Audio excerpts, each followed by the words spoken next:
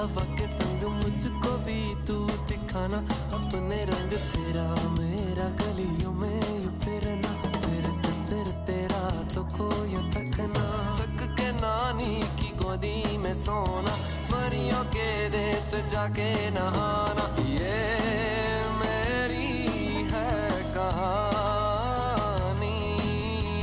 ये मेरी कहानी।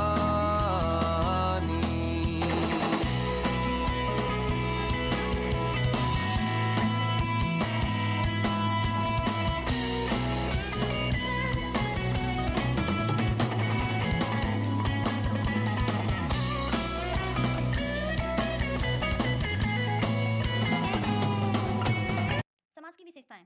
तो समाज की विशेषता ये है कि लोगों का समूह नहीं है, बल्कि ये जो है ना सामूहिक जीवन को संभव बनाता है। एग्जाम्पल के तौर पे अगर हम देखें तो विपत्ति के दौरान जो लोग हैं वो ज़्यादा मददगार होते हैं, और समाज जो है वो लोगों से ये अपेक्षा करता है कि आप उनकी उस दौरान मदद कीजिए। ठीक है। समाज समाज की विशेषताओं में एक ये भी शामिल है कि हम समान परंपरा और संस्कृति को साझा करते हैं, जैसे कि जाति हो गया, धर्म हो गया, जिससे आप आपसी सद्भाव की भावना महसूस करते हैं। ठीक है। निर्भरता। समाज में जो है ना हम एक दूसरे पे निर्भर रहते हैं, जैसे कि रोजमर्रा के एक एग्जांपल के थ्रू समझे तो बच्चे जो है वो माता पिता पे अपने परवरिश हेतु निर्भर रहते हैं। ये है बच्चे और ये है उनके माता पिता, ये इन पे परवरिश के लिए निर्भर है। और माता पिता जब ओल्ड हो जाएंगे तो वो अपने बच्चे पे निर्भर हो सकते हैं, क्योंकि अब वो ओल्ड हो गए हैं ना, तो उनको जरूरत है कि कोई उनकी केयर करे, इसलिए।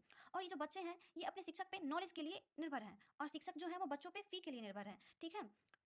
क्या समाज व्यक्ति के अंदर है, ये समाज व्यक्ति के बाहर है? तो समाज जो है वो व्यक्ति के अंदर भी हो सकता है और व्यक्ति के बाहर भी हो सकता है। अंदर कैसे हो सकता है? तो आप जब कोई भी कार्य करते हैं, कोई भी एक्शन लेते हैं, तो आपके कार्यों से आपके समाज जो है वो आपके लिए पुरस्कार और दंड का प्रावधान करती है। अगर आप अच्छे कार्य करेंगे तो समाज आपके आपके लिए पुरस्कार देगी, और अगर आप बुरे काम करेंगे तो आपको दंड देगी, जैसे कि बहिष्कार।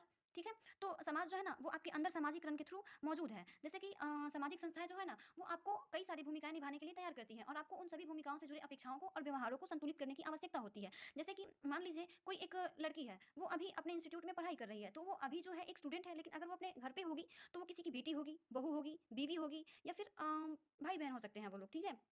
समाज किसी व्यक्ति के बाहर कैसे हो सकता है? तो जब आप रूम के अंदर है ना तो मैटर नहीं करता कि आपकी जाति क्या है, आपका धर्म क्या है, लेकिन अगर आप बाहर है, समुदाय में है, तो ये मैटर करता है। ठीक है। समाज के अगर हम अंगों की बात करें तो जिस प्रकार मानव मानव के स्वस्थ शरीर के कार्य करने के लिए उसके अंगों के बीच समन्वय होना आवश्यक है, जैसे कि ब्रेन हो गया, हार्ट हो गया, लीवर हो गया, किडनी हो गया, तो उसी प्रकार ये समाज के अंग हैं। Family, kinship, marriage, polity, judiciary, education system, तो इन सभी चीज़ों के बीच समाज का समन्वय होना आवश्यक है। ये सारी जो है ना ये सामाजिक संस्थाएं हैं जिनके बीच समन्वय होना आवश्यक है समाज के सुचारू रूप से और व्यवस्थित रूप से चलने के लिए। So thank you.